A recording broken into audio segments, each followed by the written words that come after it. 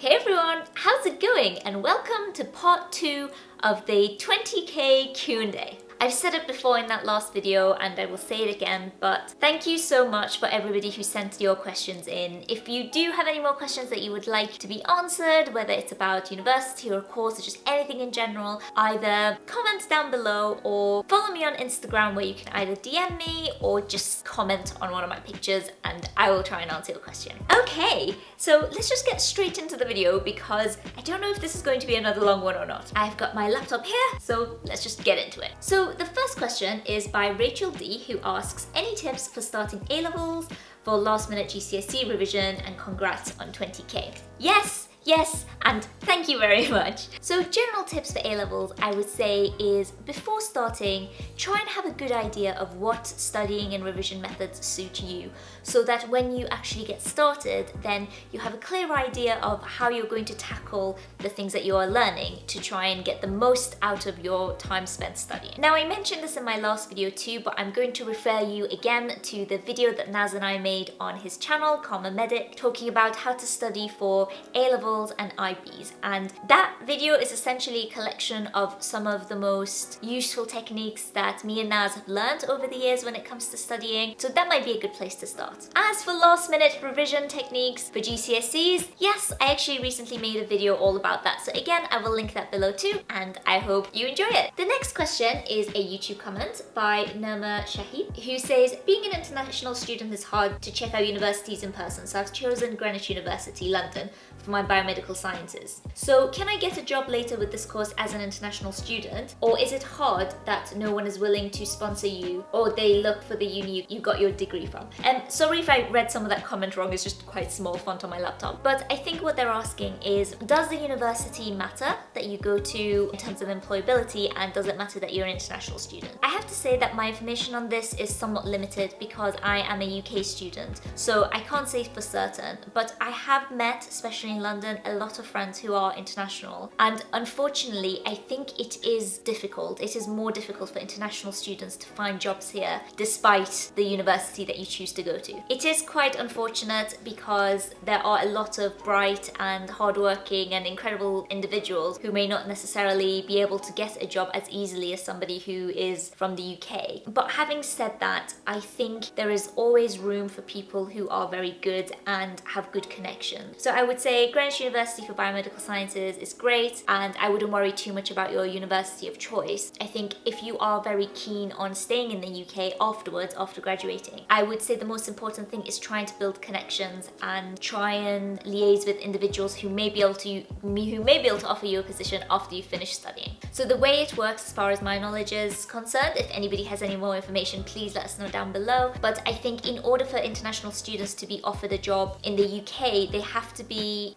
offered a job that is above a certain threshold in terms of income, if I'm not mistaken. So that usually means that a job that could otherwise be given to a UK student will be given to a UK student or a UK individual, and an international student will get chosen for something that they can offer that maybe other people can't. That's my understanding so far, but you know, a lot of my viewers are international, so please do leave us some more information if you guys know anything extra. And that isn't to say that you should be put off from applying. I think it's just the realistic facts that you guys should bear in mind if you are international students. Next, we have got another YouTube comment from Yasmin Yunus. Is that right? I'm sorry if I'm saying it wrong. Do you think it's late to start for med school after your masters?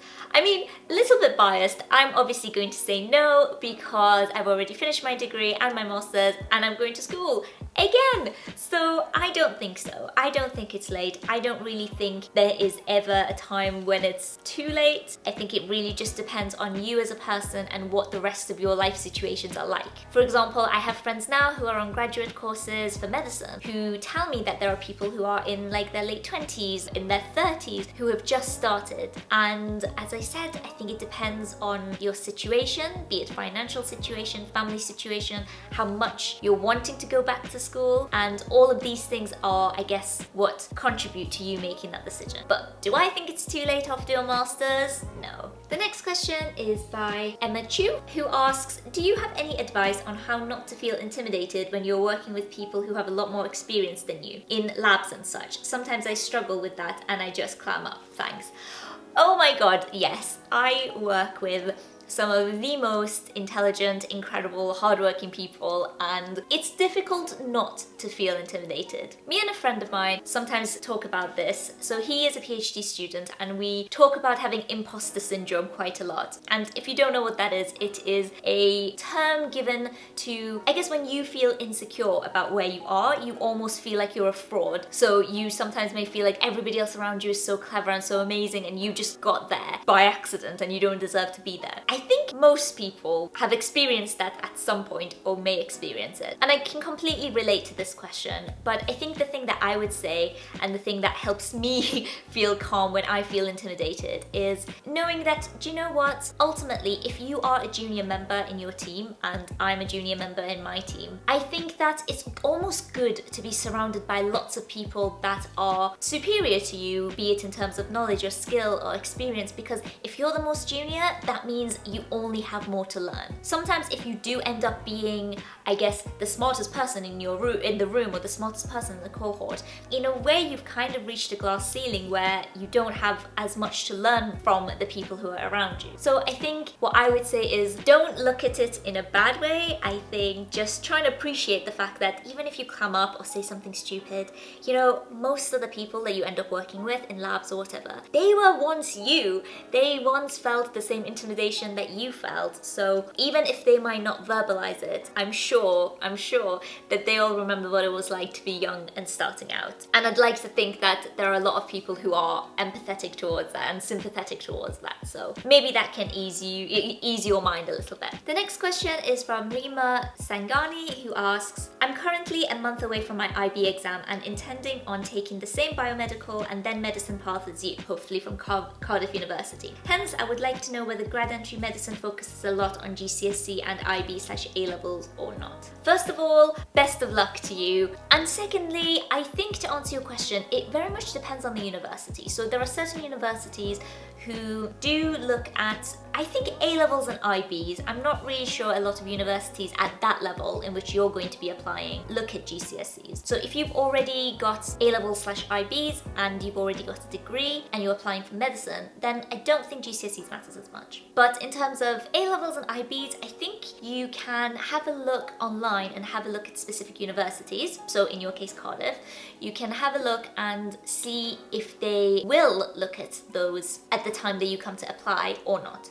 And if it doesn't explicitly say on the website, I would definitely encourage you to get in touch with the admin team and just explain your situation, and that way you may be able to tailor your way of application, or you may even end up having to change university applications. But yes, try and get all of the information first. The next question we have is from Anthony, who asks, what topics are you most excited to learn about in medical school and why? This is a really good question because I don't know, I really got to think about this. I think something I'm looking forward to a lot are the actual placements and being able to observe the doctors and GPs in their element, I suppose. I think something that's good about the course that I'm doing, which is the Birmingham grad course, is that I think pretty much from the first year you get to go and sit in to GP clinics with doctors and do shadowing. And I know that's not really a topic, but I'm really looking forward to that because I think watching somebody do something is a really good way of learning, for me anyway. So I'm very much looking forward to just seeing that aspect of things. And I don't know, I'm thinking about it now. I don't think there is necessarily a specific topic, so it's not like, oh, I'm really looking forward to learning about the kidneys, or I'm really looking forward to learning about a type of disease. I think I'm looking forward to getting more clinical experience, so doing more shadowing in GPs and hospitals. That's what I'm looking forward to a lot. And yeah, I think I'm gonna stick with that because I'm trying to rack my brain here and I can't think of anything specific. So yeah.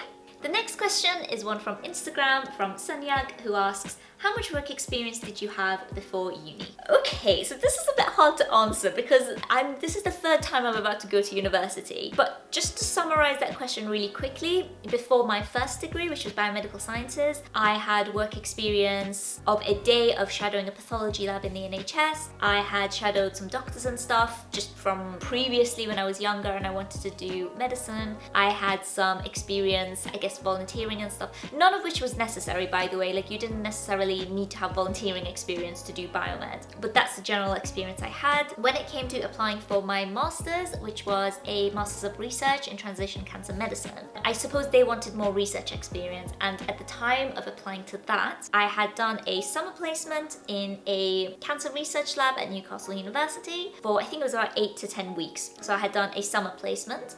That was the experience I had. And also my dissertation project that I had done as part of my third year course. And then when it came to medicine, the experiences that I had, I did shadowing in hospitals, in 2 different hospitals. I had done some voluntary work as a hospice befriender. I had also got some experience from my job. So my job was patient facing, so I had that. I hope that answers your question, because I wasn't really sure what specifically you were asking, but please clarify in the comments if I missed anything. The next question, another one from Instagram, is from nim.com1, who asks, what is the best advice for biomedical students who are going to start this September? You know, I feel like I got a similar question in my last Q&A, and I can't actually remember what I said, but I will make an individual video about this, because I think looking back, I can reflect on a lot of things I've learned that I would like to share with you now. But in the meantime, I have filmed a video like last year or something talking about what my experience of first year of biomedical sciences was like. So perhaps I can link that below, and that might give you some ideas until I make that video. Next, we have a question from Pahar Raw, who asks how to get hospital experience when you are in sixth form. Like, do you just call the hospital? Yes, you can just call the hospital and they will be able to help navigate and get you to the correct person, and then you can organize work experience. Again, I will make a separate video about this, because I have mentioned in the past how it can be quite difficult to get experience when you are in sixth form. But just so I'm answering this question in this video, do call the hospitals up, speak to your school and college, because sometimes the schools and colleges have connections to hospitals and GP placements, because obviously lots of students in lots of years would have wanted these experiences if they want to apply to medicine. So speak to them. I would also say just walk into your GP practice or any kind of healthcare community and ask if you can shadow or watch for the day or something like that. But I will make a more in-depth video. Next, we have another question from Srijana_Basu, who says, can you please talk about what are some of the steps to become a cancer research student from high school? So if you are in high school, I would say the best thing you can do is to continue your studying within some life science courses. So maybe study things like biology, chemistry, any other healthcare related topic or course, and consider pursuing an undergraduate degree in a Bachelor's of Science, or a Bachelor of Science in either biomed or microbiology or genetics or something of that sort. It doesn't necessarily have to be cancer research specific. I think one of the best things about biomed is that you get an overview on lots of pathways, the cell cycle, basic genetics, basic biochemistry, and you can take all of this information, and if you really do want to pursue cancer research, then I would say after your degree, look into either doing a master's or look into working in a lab as like a research assistant to start off with, and then consider moving into the PhD route. But having said that, you don't have to do a PhD if you want to work in cancer research. I work in cancer research now, and I only have a BSc and the Masters. But I will link some resources for you down below, and that might give you more of a starting point. Then the next question is from Kharma Medic Naz, who asks, what do you think changed this year that made you get accepted into med? I don't know, because if you've been following my videos for a while, you might know that last year I applied, but I made a mistake in my application and I didn't submit my reference on time, which meant that my application got rejected pretty much immediately and wasn't even considered. I think literally within, I don't know, a couple of weeks of applying, I immediately got rejections, and I rang them up and they said, we're really sorry, we don't accept anything after the deadline. So I don't know, because I didn't get any kind of feedback the first year because my applications weren't considered. And I know that's a really like unsatisfying answer, but yeah. The next question is from Maria_XI, who asks how to fund a postgrad degree in med and dentistry.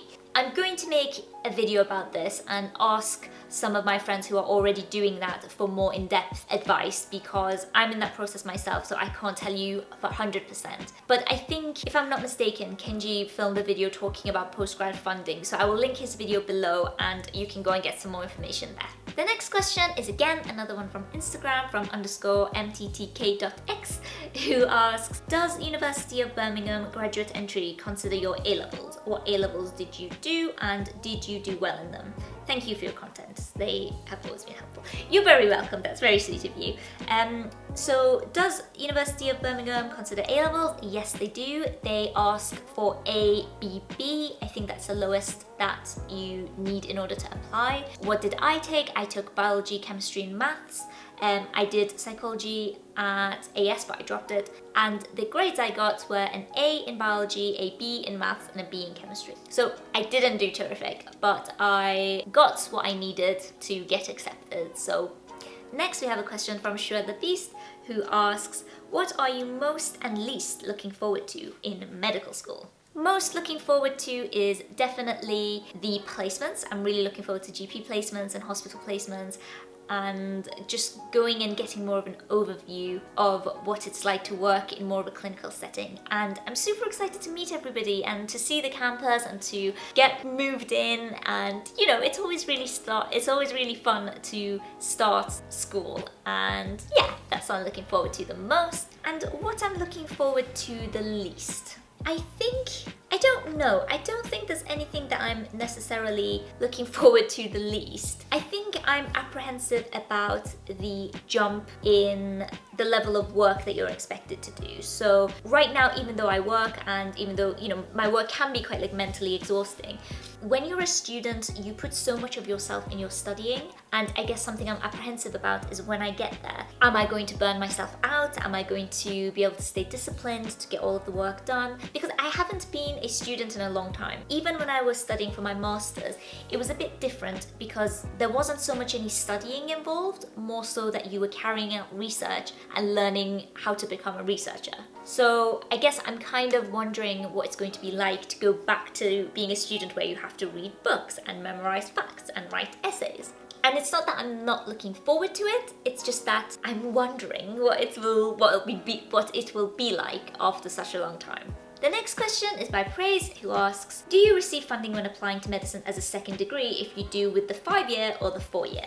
If you are applying to medicine as your second degree, if you apply to the 4-year course, you are entitled to get a loan from student finance, and also the NHS covers some of your costs, which includes your tuition fees as well as maintenance and living loan. Whereas if you are applying to the 5-year course as somebody who's already a graduate, you can still get some financing for living and maintenance loans for your costs, so you will get a loan for those. But in terms of your tuition fees, I think for the first 4 years you will have to pay them yourself or find a private way of funding them, and the 5th year is paid for by the NHS. But like I said, I can make a more in-depth video talking about funding at a future date. But for now, I hope that helps. And last but not least, we are finishing off with a question from I am Yash 701, who asks, I will be starting my MSc in bioinformatics this September, amazing, and I would love to do further research and a PhD in cancer studies. Any tips for me?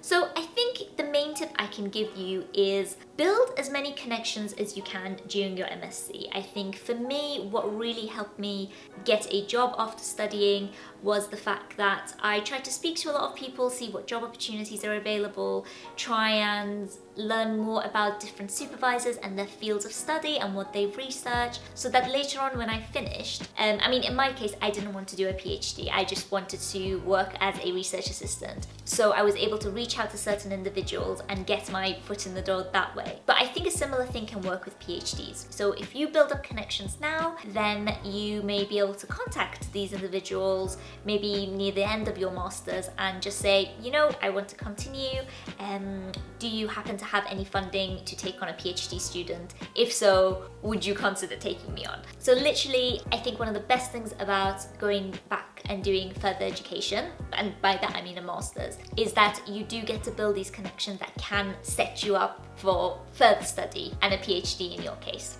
So that's definitely the biggest tip that I would give. Whew, okay, so we managed to get through all of those questions. If you enjoyed this video, do give it a thumbs up and subscribe for more. And if you missed part 1, then I will link that below and you can go and check that out as well. As I said, if you have any further questions, then leave them below because I might make this a bit of a series, and once a month or something I can have a video where I just answer a bunch of your questions instead of replying to all of you individually in the comments. Also, follow me on Instagram so you can send your questions in, and I think that's everything. I hope you're all well. I hope you're having a lovely weekend. I will sign off for now, but until next time, take care and I will see you later.